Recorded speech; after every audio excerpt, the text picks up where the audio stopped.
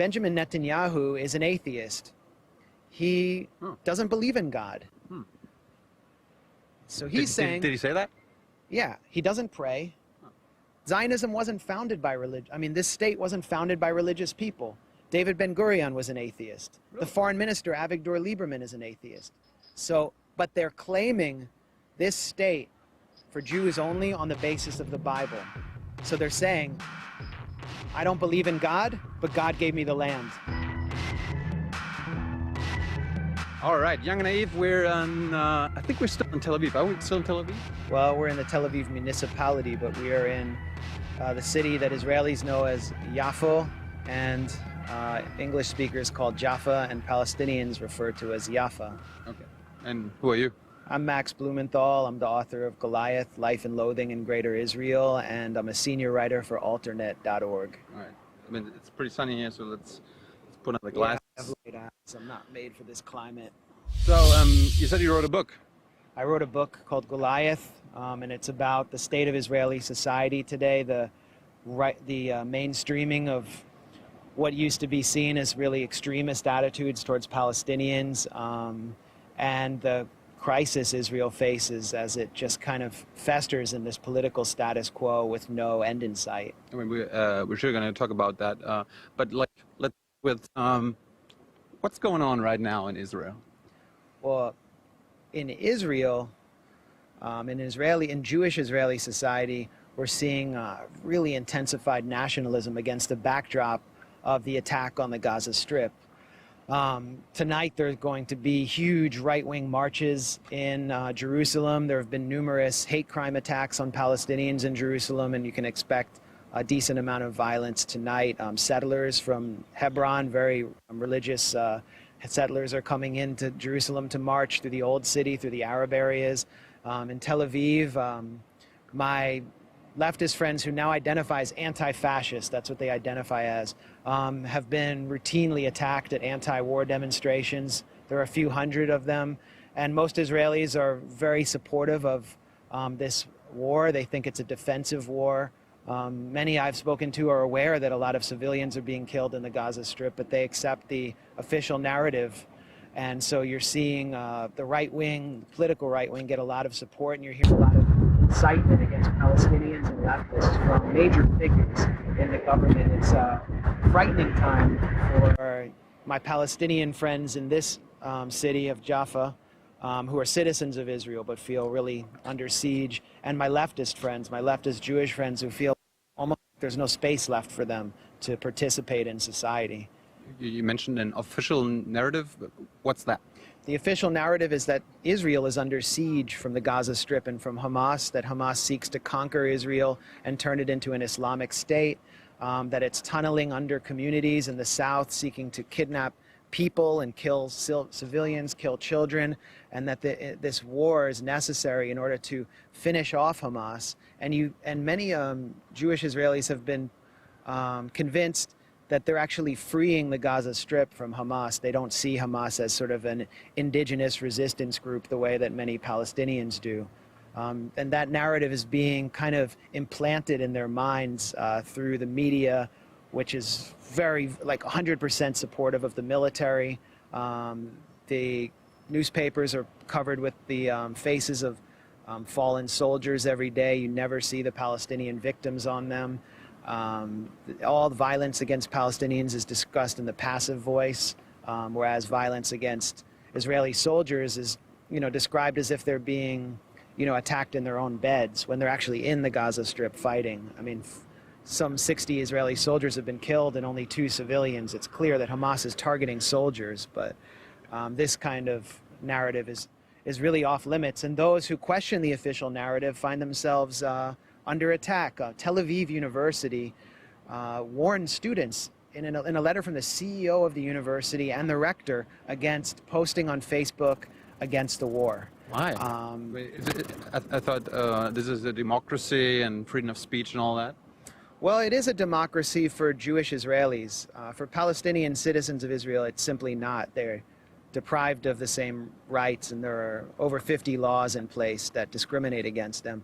But now what you're seeing is that the critical elements of Jewish Israeli society, which represent about 12%, maybe 20% at most, are finding that they are having their democratic rights stripped. So at the anti-war rallies, I went to one 2 nights ago, and the riot police showed up and said, this demonstration is banned because you're making yourselves vulnerable to Hamas missiles, which was a really silly pretext. And they began pushing them off of the grounds outside the Habima Theater in North Tel Aviv. And the demonstrators immediately started chanting democracy, democracy, because whether or not they're demonstrating for the human rights of Palestinians in Gaza, they feel like their own rights as democratic citizens are, if not imperiled, completely gone. And you know, there's a mob mentality in Israeli society right now. It's a comprehensively militarized society. Everyone has to participate in the military. And that breeds a kind of nationalistic narrative that starts in the education system when they try to inculcate a mentality of being a good soldier and going and fighting these threats to Israel, these Palestinians. So there isn't a lot of room for questioning, and now you see people who are posting on Facebook criticism of the war or expressing criticism in their jobs, actually losing their jobs or being afraid to speak because they're afraid of compromising their career.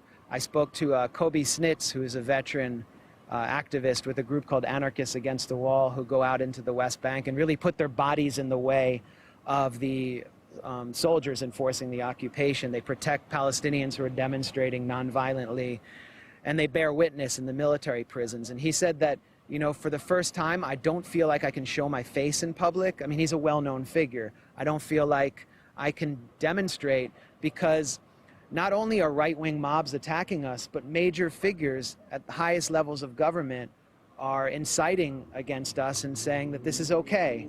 I mean, we saw Netanyahu declare that, you know, Hamas are human animals.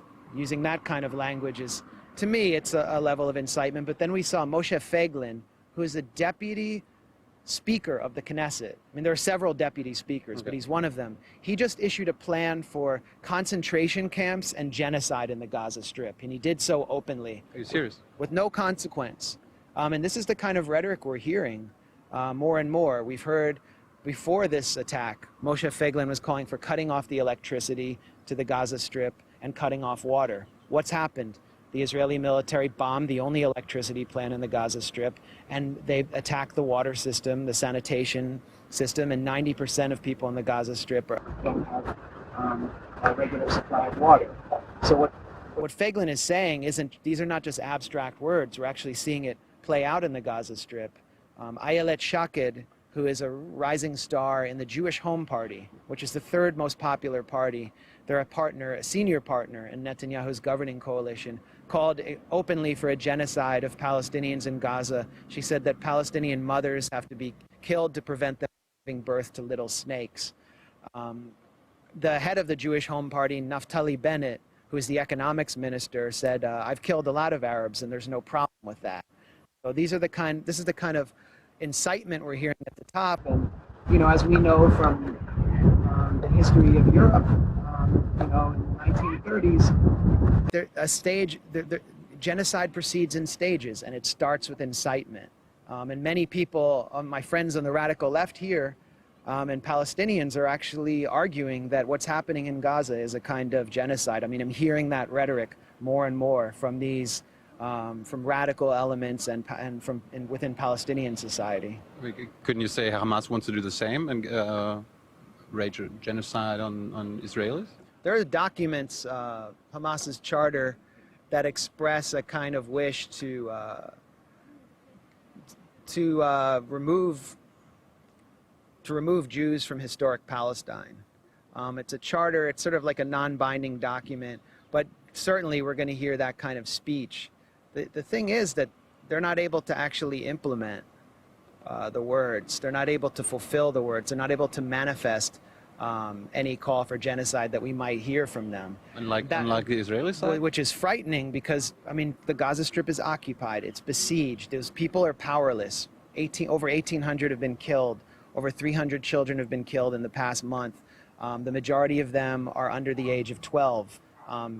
These are helpless people, and they're being incited against by one of the most powerful, by political representatives of a country that has one of the most powerful militaries in the world, with 250 nuclear weapons. I mean, your country, Germany, supplies Israel with Dolphin-class submarines and with launching tubes specially retrofitted to allow them to launch nuclear-tipped missiles from the Red Sea that give Israel second strike capacity. And it does so as part of the legacy of Holocaust reparations.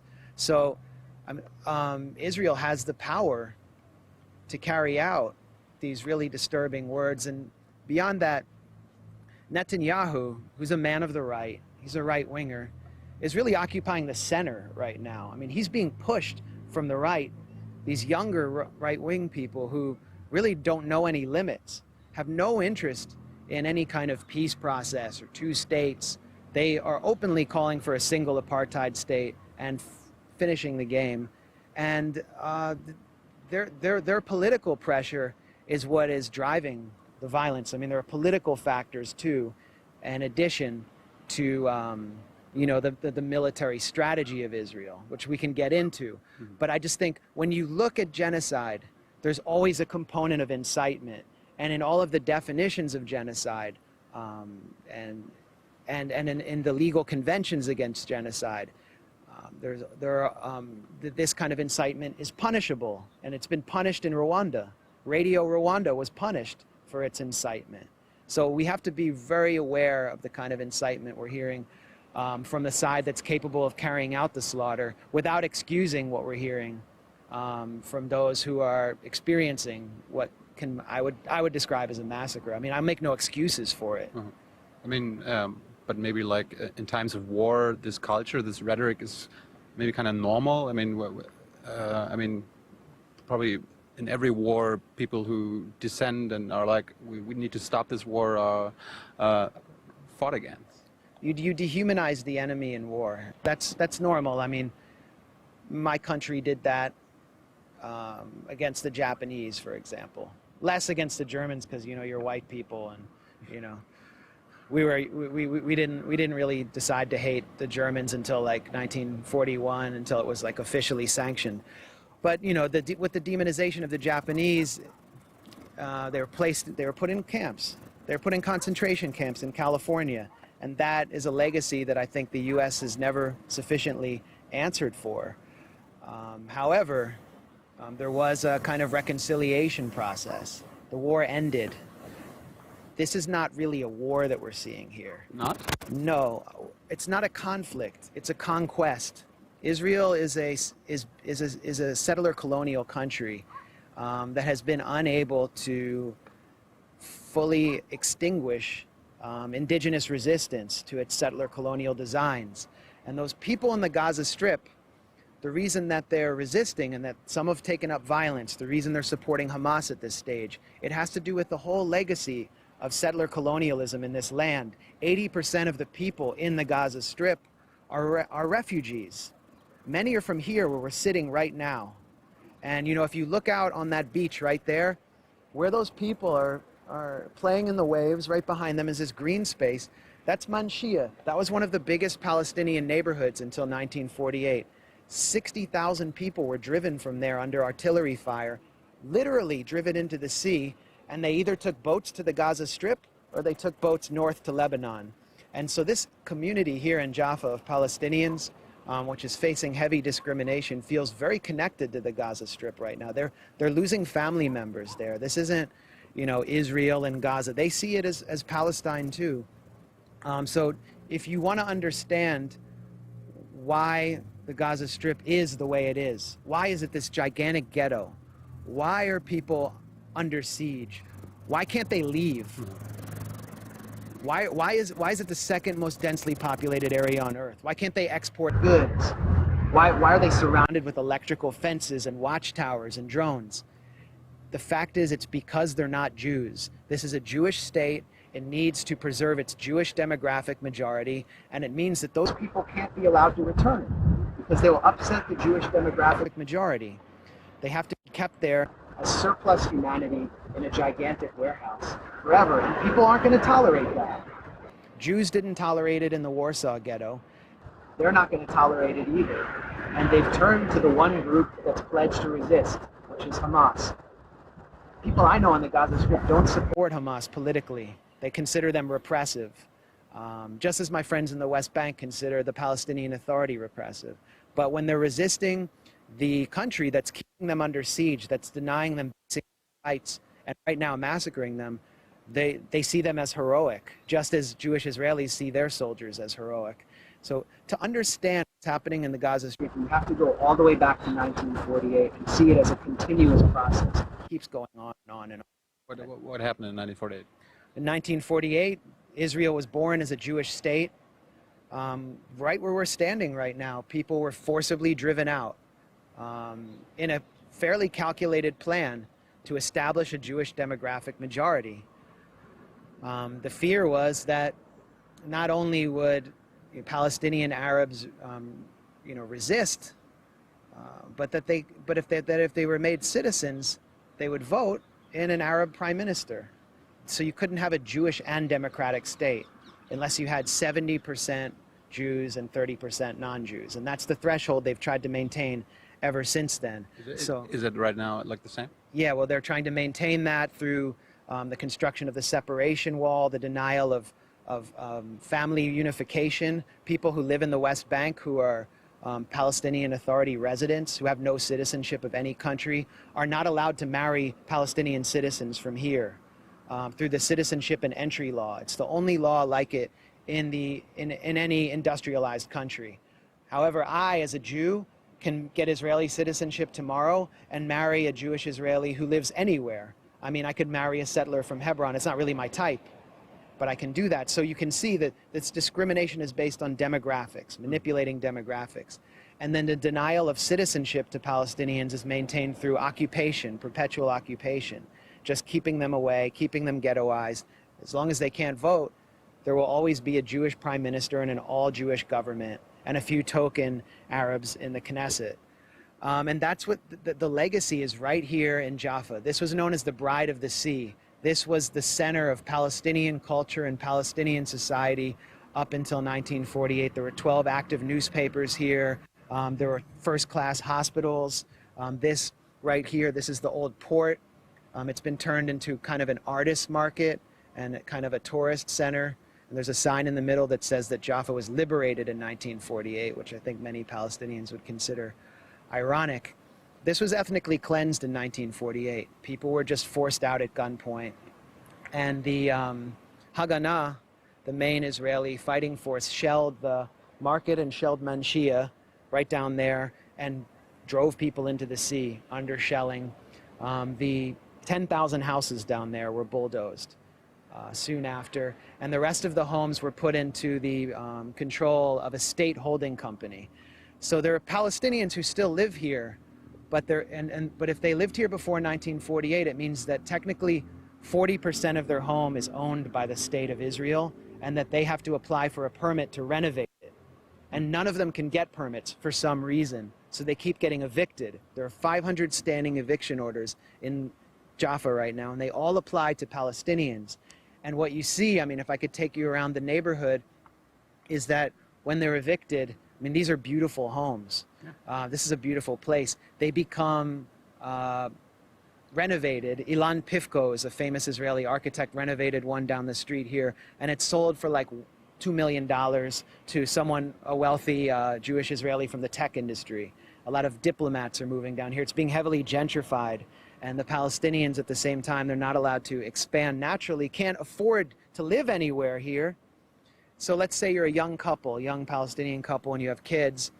I mean, you're probably making less money than a Jewish Israeli. You're not able to get the same level of education. Even if you are highly educated, you can't afford just a one-bedroom apartment, so you move somewhere else further away. And that's part of the logic. It's kind of a silent transfer. And slowly what's happening here is this neighborhood is being Judaized. That's the Israeli government's term for replacing Palestinians with Jews, scattering the Jewish population and concentrating the Palestinian population. And it all started in 1948. I want to point you to, I don't know if you can see it, but there's one stone house there on the green area behind the beach. That's the last house from Menshia that's been preserved. And it is a museum, a state-funded museum to the Etzel Brigade. That looks like golden? Or... Yeah, it's a square house, and you can see there's some black windows on top of it. That is a museum for the Etzel Brigade, which is was a right-wing terrorist group that participated in the massacre at Deir Yassin, the famous massacre in 1948, and represented the right wing of the fighting force of the political elements of the early Zionist right wing. And they also participated in the bombing of the King David Hotel to attack the British colonial authorities. So this is a museum that reveres them. It's the only Palestinian house that's been preserved. And you know, we hear Netanyahu complaining about Palestinian monuments to terror. There are monuments all around Jaffa and Tel Aviv to the underground groups that were engaged in terror in order to build a Jewish state. In fact, there is one monument to Etzel in Tel Aviv that commemorates them for maintaining a network of tunnels and hiding weapons under their houses, something that Hamas is accused of doing right now. So I mean, there's also a level of hypocrisy. I mean, Hamas is actually trying to found a Palestinian state, and they're using some of the same methods that the early Zionist groups did as well, which are revered here. What's Zionism? Zionism is Jewish nationalism. It's the idea that there's that Jews can't be normal anywhere in the world except in their own state, which is also what anti-Semites believe. It was the basis for the foundation of a Jewish state in historic Palestine, and it requires a Jewish demographic majority in the state, which has led to the current crisis that we're talking about right now. There are many different inceptions of Zionism. There's, you know, socialist Zionism, liberal Zionism, right-wing Zionism, you know, religious nationalist Zionism, but all of them have this one basic tenet that forms the core of their ideology, and that is that there needs to be a Jewish state for Jews only, where the Jews are the lords of the land. Maybe, you know, liberal Zionists want the state to be a little bit smaller. The right-wingers want it to be all of the West Bank. They have different ways of dealing with Palestinians, but it's all for one goal. And no matter who is in charge, if they're trying to perpetuate Zionism in this place, which is in the Arab world, which is historically Palestinian, there will be a crisis, there will be fighting, and there will be misery until this country can move beyond that. I mean, is it historically a Palestinian place? I mean, like a couple of thousand years ago, I learned that Jews were living here. Right. I mean, if you take the Bible literally, you might believe that, although there's very little archaeological evidence to support this idea of a constant presence of Jews like me here. I mean, my ancestral homeland, I guess, is the U.S. I'm kind of a settler there. My family comes from the Ukraine. There's really no evidence that I have some connection to Ham, Shem, and Japheth, and that I, you know, have some biological tie to Methuselah. And that's really the basis of this state. Benjamin Netanyahu is an atheist. He doesn't believe in God. So he's saying... Did he say that?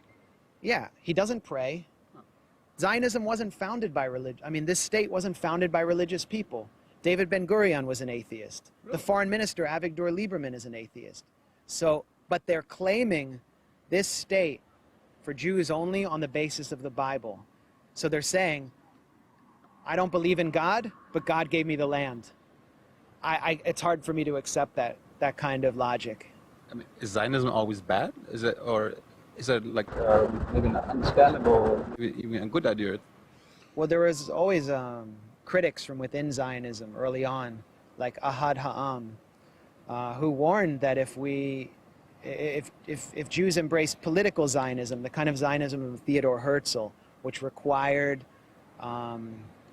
actual conquering of land for Jews only, instead of coexisting with Arabs, what Ahad Ha'am advocated was kind of a spiritual Zionism, where Palestine and Jerusalem would be a spiritual place for Jews to congregate, but they wouldn't seek to replace Palestinians. He was driven out of the early Zionist movement.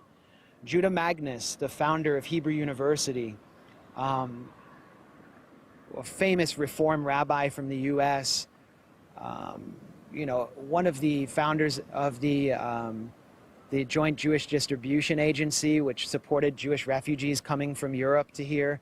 He witnessed this war in 1948 that I described. He witnessed the Nakba, the catastrophe of Palestinians being driven out from his office. His office was above the Palestinian neighborhood of Nahalot in Jerusalem, and he watched thugs attack them in their homes and drive them out, then destroy their homes afterwards.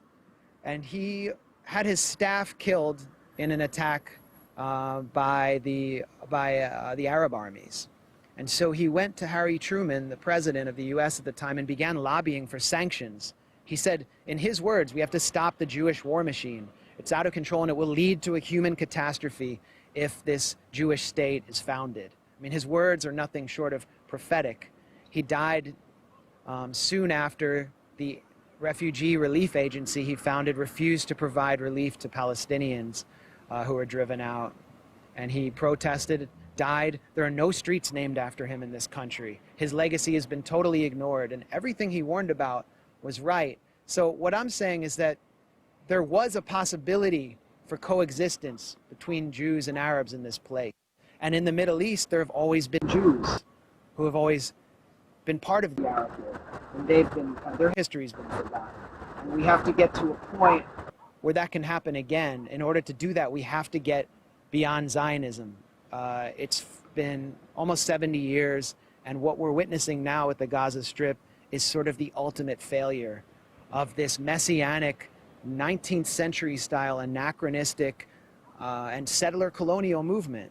It needs to be, this country needs to move into the modern era, into the 21st century, and start giving equality to all the people living in this land. How is that going to happen? It needs to happen first through citizens of the world, especially in my country, but also in yours, recognizing that their government isn't interested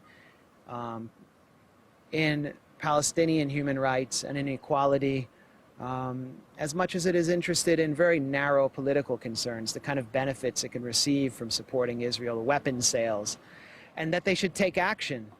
They should organize behind the boycott, divestment, and sanctions movement, which is applying pressure. There has to be a price for the occupation. There has to be a price for the siege of Gaza, and I don't want it to be a violent price. So it should be a price of civil society applying pressure and eventually convincing their governments to do the same. Stop shipping the weapons here. It's not just imprisoning Palestinians, it's imprisoning this whole society. And in a few hours, I'm going to be in the middle of Jerusalem watching thousands and thousands of people rampage through the old city, attacking Palestinians. And that's the cost of this impunity that Israel receives. But how do you know that that violence is going to happen? Because it's happened for the past nights. It just happened. A Palestinian was just stabbed a few hours ago under mysterious circumstances. Another one was shot, falsely accused of terrorism. We've seen on the light rail in Jerusalem just countless attacks on Palestinians just for being there. They're being incited against. In the media, they're being incited against by this government. And the United States is doing nothing, and the EU is doing nothing to get in the way of this population that's completely powerless and vulnerable right now. And I mean, I'm just telling you, I was in Zion Square in Jerusalem the other night, and a group gathered there called Lehava. They are organized by former followers of Meir Kahane, who is an openly fascist rabbi. He was assassinated. And he advocated the full ethnic cleansing of Palestinians. I mean, he was so extreme, he was even banned from the Knesset. And this group is organizing among the youth, the Jewish youth in Israel. Their mission is to prevent relationships between Jews and Arabs and to encourage segregation. And they're warning Jewish women not to speak to Arabs. They're saying that the Arabs will kidnap you, take you to their villages. And they're warning Arab men, if you talk to Jewish women, will whoop your ass. And they have done so over and over again. They were behind the beating of Jamal Joulani in 2012. He was beaten into a coma. 19-year-old guy just walking down the street, falsely accused of making a pass at a Jewish woman. He was beaten into a coma. The perpetrators boasted about the beating. There was video of it, and the videos mysteriously disappeared, and the perpetrators got off light. We saw Mohammed Abu Khudair killed in June after an official campaign of incitement and after the kidnapping and killing of 3 Israeli teens. And he was captured and killed by 3 guys who were part of these death to Arabs mobs in Jerusalem. He was forced to drink gasoline and burned alive.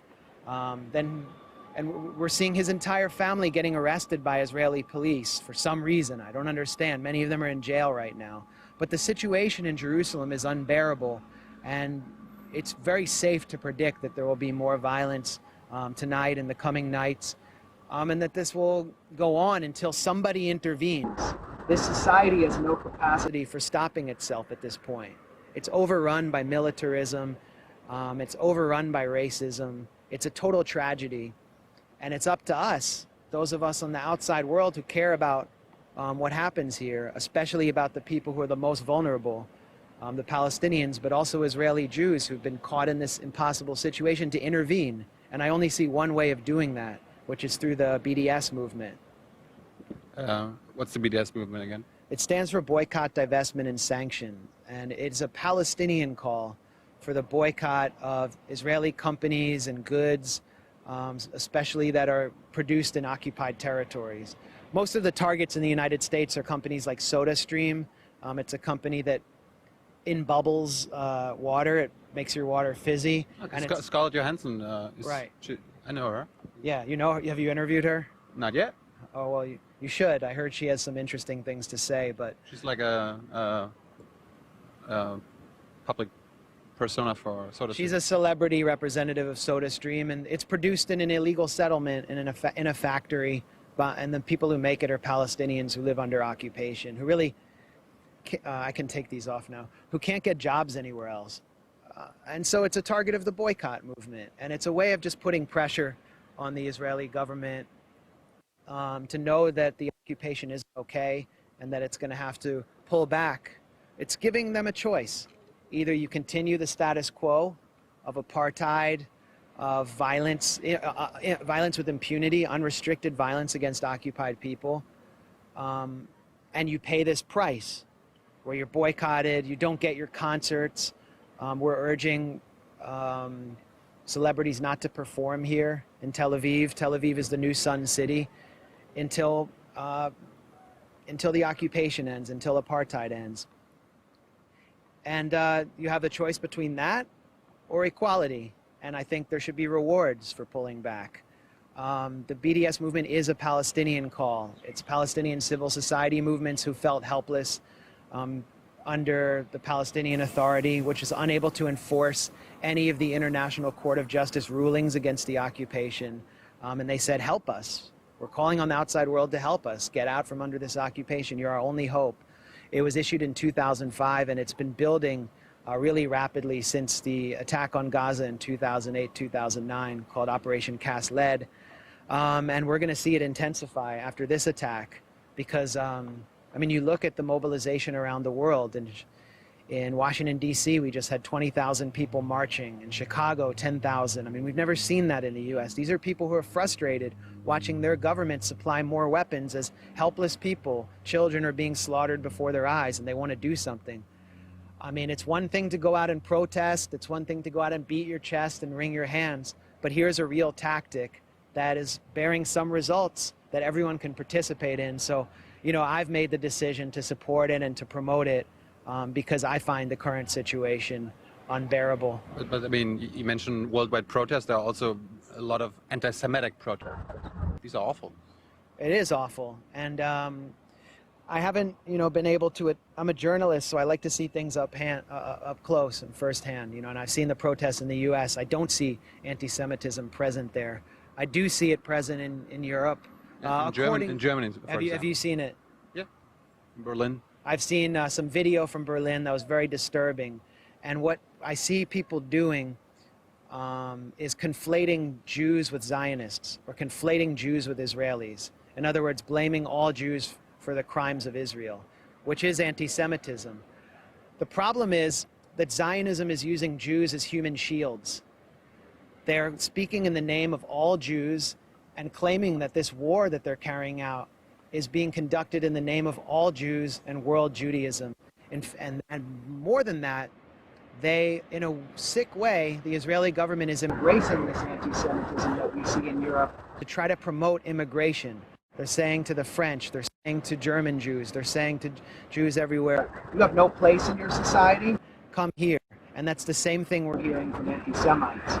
So Zionism and anti-Semitism are working together in order to collapse the Jewish community, especially in Europe. It's an incredibly dangerous phenomenon. They're two sides of the same coin. Neither of them care about Jewish life in the outside world, and both need to be aggressively challenged. Zionism is the #1 catalyst in the world for anti-Semitism, particularly in the Arab world. And among Palestinians, most Palestinians only get to meet Jews when they come to their homes in armored personnel carriers, with the symbols of Judaism on their uniforms, with the symbols of Judaism on their tanks. Is it a shock that these people have anti-Semitic attitudes? They don't get to meet Jews who question. They don't get to meet people like me, and so they conflate Israelis with Jews, and that's exactly what Israel wants them to do. I think both factors need to be challenged. Anti-Semitism doesn't emerge from a void. Let's go back to Gaza. You said the people in Gaza are kept there because they're not Jews. Yes. But why is that not true for Israel? I mean, you mentioned there's 20-30% of non-Jews Israelis. Why if that's true, why is Israel not kicking out those people? It is. It is. Yeah, it's actively stripping people in Jerusalem of their residency. They're not even citizens there, but they have to constantly prove their residency if they're not Jews. And if they lose that, if they can't prove that they spend all the, that they have a permanent presence in Jerusalem, and we have to remember East Jerusalem is occupied, they're stripped of their residency, and their only choice is to move into the West Bank to be part of the Palestinian Authority. Avigdor Lieberman, who's the foreign minister of Israel, second most popular politician, has openly proposed stripping 250,000 Palestinian citizens of Israel of their citizenship and putting them in the hands of the Palestinian Authority. Palestinian prisoners who've been released from prison, we often see them sent to the Gaza Strip because the Gaza Strip is just a dumping ground for surplus humanity. So there are clear plans to strip people of their citizenship. They are not really wanted here in this exclusively Jewish state. But the most important thing that the Jewish state has to do is keep non-Jews ghettoized and warehoused so they can't return. The right of return, which every other refugee group has never been challenged on. You know, you don't see ethnic Albanians challenged on it. You don't see people from Congo challenged on it. You don't see Syrians challenged on it. Palestinians have been denied. And it's simply because they will upset the Jewish demographic majority that forms the basis of the Jewish state. And that's why they're living in a human warehouse. It's a very anachronistic situation. And we have to ask why. And then when we have the answer, we can't be afraid to say it. It's in a way worse than apartheid in South Africa. Because in South African apartheid, the indigenous black South Africans were needed for cheap labor. Here, they're not needed for cheap labor necessarily. They're just placed in this place where they're not allowed to have an economy. They can't enter. There's no particular means of them exporting any goods, and they're just held there forever. They're basically living off of UN welfare. 80% of the population of the Gaza Strip, as far as I know, lives off of UNRWA, the relief works agency of the UN. That's just Israel's answer to this surplus population. If they were Jews, the walls would come down tomorrow and they would be welcomed here, just as I am. I have no connection to this place, except that I have a lot of friends here. But I get citizenship today, just because I have J-positive blood, because my mother's Jewish, my father's Jewish, and my grandparents are Jewish. And, I mean, that is just, that's the logic of this state. Are there other minorities in Israel besides Palestinians? There are Druze. How are they doing? The Druze have managed to gain benefits from the state by participating in the military. Nearly all of them participate in the military, border police. 50% of the Israeli border police, which commit the majority of abuses in the occupied territories, are Druze. And Druze, they follow a kind of religion that isn't really respected by Sunni Islam. It's a kind of an offshoot of Islam. And so the state of Israel's managed to kind of fragment them off from from Arab nationalism and gain their loyalty. And their loyalty, is contingent on them participating in the occupation of Palestinians. You have Circassians up north who also participate in the Israeli army. Then you have 60,000 non-Jewish African refugees here. How are they doing? Not very well. They're living in extreme poverty in South Tel Aviv. They've been the victims of mob violence. Many of the tactics we're seeing used against leftists now and Palestinians by right-wing mobs were tested on them.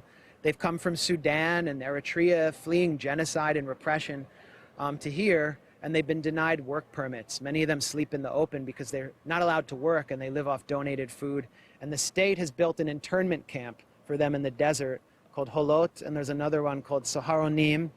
And they're basically being held there without charges for the crime of not being Jewish. The goal is to deport them to the countries they came from and deny them refugee status, even though nearly all of them are eligible for asylum because they have fled. Most of them have fled the Janjaweed and genocide in Sudan. The Holot camp is kind of like a version of the Gaza Strip in a way. It's a warehouse for people who can't be part of the Jewish state because they're not Jewish. And they've passed laws allowing them to be arrested on the street and held there for as long as 3 years, indefinite detention. Technically, the state calls it an open accommodation center. What is that? And so they're allowed to leave, but they have to check in 3 times a day for roll call, and it's in the desert, so there's nowhere to go. They're not allowed to work outside the camp. So they have a work center inside this internment camp. And at night, they have to be sleeping in the camp to be separate from the Israeli public so that they don't integrate. The word assimilation has terrible connotations in Jewish Israeli society. And these are people who speak Hebrew, who, have relationships with Israelis. I have many friends who are, non-Jewish Africans who live among the Israeli public who are under constant threat of being put in the camp. And one guy who's a friend of mine named Jacob Berry was just given a form today and told to get on a bus and go to the camp. And he said, I'm just going to go back to Sudan. I fled genocide there, but I'll take my chances. And, we've heard reports of them dying. So this is a population that's not doing very well here. Basically, the army decides who's a Jew and who isn't a Jew in Israel. If you want to be respected as a Jew in Israel, you have to do army. And if you join the army, you'll be respected. You'll have some democratic rights. You'll get benefits. You'll get better health care than I could get in the U.S. But I mean, aren't there Palestinian Israeli soldiers? There are very few. I mean, they're exempted from the military just because they're not seen as inherently loyal to the Jewish state, and they don't tend to want to act against other Palestinians who oftentimes are their family members or friends. But we're seeing an effort within the Christian community of Palestinians to separate them off from the majority of Palestinian citizens of Israel who are Muslim. And they're actively recruiting them to the military. The East Lebanon Christian community is asking them to join the military to do national service. So there's always an effort within by the Israeli government and the army to fragment the Palestinian population. They call the Palestinian citizens here in Jaffa, they call them Arab Israelis, as if their identity is separate from the wider Arab world. And among young Palestinians, especially those who are more educated, there's an effort to break that and connect more to the Arab world, which is seen as a huge threat to the state of Israel. One of those Palestinians is Hanin Zoabi. She has been a member of the Knesset. She is from a party called Balad, which was founded by Azmi Bishara, a Palestinian-Israeli intellectual who's been exiled from Israel, accused of spying for Hezbollah. under some very suspicious charges. I don't really take these charges seriously. And Hanin Zoabi has just been banned from the Knesset for 6 months for criticizing the Israeli military and saying that Palestinians who, participate in armed operations with Hamas are not terrorists. The real threat she poses with this party is not really just her words. She's totally outspoken in a way that's almost deliberately provocative, and I can relate. It's that this party's platform calls for Israel as a state of all its citizens with no religious or ethnic preferences. That sounds reasonable. It sounds reasonable, but it means for that reason, she's accused of calling for the destruction of the Jewish state. Because the Jewish state is based on superior privileges to Jews, including me. I'm not even an Israeli citizen, but I have more rights in this land than any Palestinian alive. She's calling for ending, basically, the Jewish state and making it a state for all people who live here. And that is what makes her such a threat. It's why there's so many efforts to ban her and her party from the Knesset, the Israeli parliament. And they finally succeeded in getting her out of there for 6 months. Is she back now? No, she's suspended. You mentioned Gaza. I learned... Last question. All right. Okay, then. Two little questions. Yeah. Gaza. I heard on the other side of Gaza there's Egypt. Why doesn't Egypt open borders and let the Gazans go wherever? Well, we hear a lot of Israelis chanting death to Arabs, not death to Palestinians, but death to Arabs in these right-wing mobs. And now we're seeing some Arab regimes actually take actions that lead to the death of lots of Arabs. And the Egyptian regime is one of them. This is a regime led by Abdel Fattah al-Sisi, who is the former head of SCAF, the Supreme Council of the Egyptian Armed Forces, which mounted a coup, a very violent coup against Mohammed Morsi, who is the elected president, represented the Muslim Brotherhood. And it's such a repressive society right now. Sisi has very little he has no democratic legitimacy, but his goal is to wipe out domestic opposition from the Muslim Brotherhood, which is the only major civil society force capable of challenging the military and the deep state in Egypt. And the Muslim Brotherhood's cousin is seen as Hamas in the Gaza Strip. So Egypt is waging kind of a two-front war. This military regime in Egypt is waging a two-front war against the Muslim Brotherhood, sentencing hundreds and hundreds to death every month, who are just... Even journalists, I heard. Even journalists from Al Jazeera, which is seen as kind of sympathetic to the Brotherhood, have been jailed. These are international journalists on really specious, ridiculous charges. But there's this incitement campaign against Palestinian refugees in Egypt that they're kind of a Trojan horse for Hamas. People have been whipped up into a frenzy by Egyptian media against Hamas, and they've kept the Rafah border crossing on the Egyptian side of the Gaza Strip closed.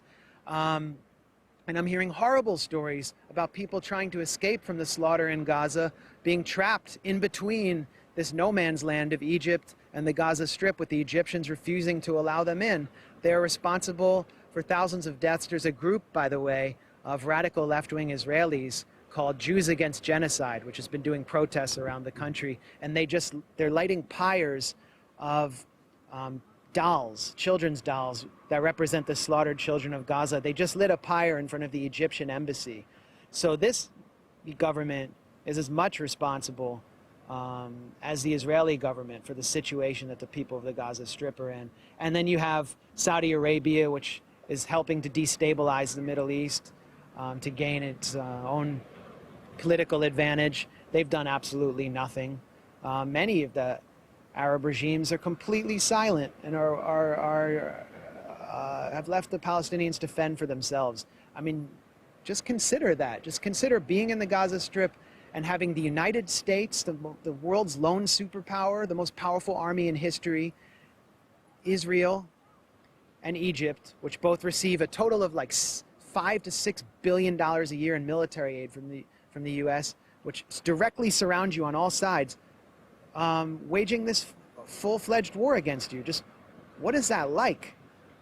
I think that they're the bravest people in the world in the Gaza Strip right now, what they're experiencing. Just the common people. The most powerful forces in the world are aligned against them. And at the same time, they should know that the regular people in the street, people like us who feel disenfranchised in our own countries, who feel like our own governments don't represent us, our hearts are bleeding for them. I'm speaking for myself and for people I know, that, you know, we really respect their courage, just the regular people. And a final question. I mean, you mentioned the BDS movement as a way out of this whole mess. I mean, be naive. The